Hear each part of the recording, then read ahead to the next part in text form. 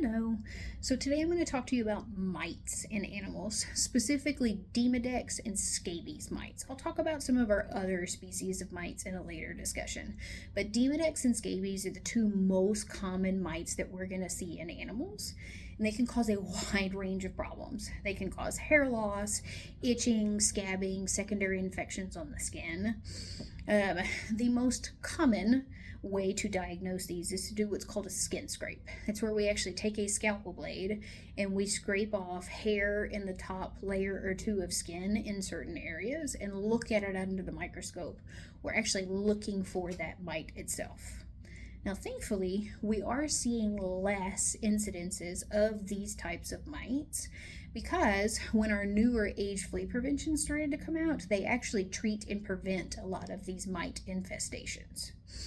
Now, in dogs, our Demodex mite is typically transmitted, or infection is typically transmitted by the mom, but not always. There is a natural level of Demodex mites that lives in low levels on the skin, and infection is usually where they get a little bit too prolific and they take over. Now, they're non-contagious between dogs, so if you have a puppy that breaks with Demodex, they're not going to give it to another puppy. Scabies is a different animal altogether. Scabies is 100% contagious, and it is incredibly itchy for animals, and it absolutely can transmit to people.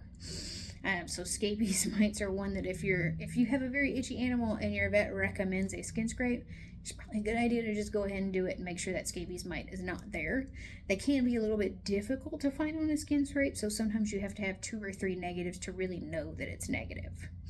Now, the difference is in cats, Demodex mites can actually be contagious, and they're much harder to find because they don't like to live as much on the skin as they do on the hair, so cats tend to groom them off. Now, that's why we have more flea and tick preventions now in cats that also treat these mites. So for the infections that we can't find, it helps treat them. But mites, they're gross little things. They can cause all kind of skin infections. Like I said, thankfully we see less of them now because of flea preventions.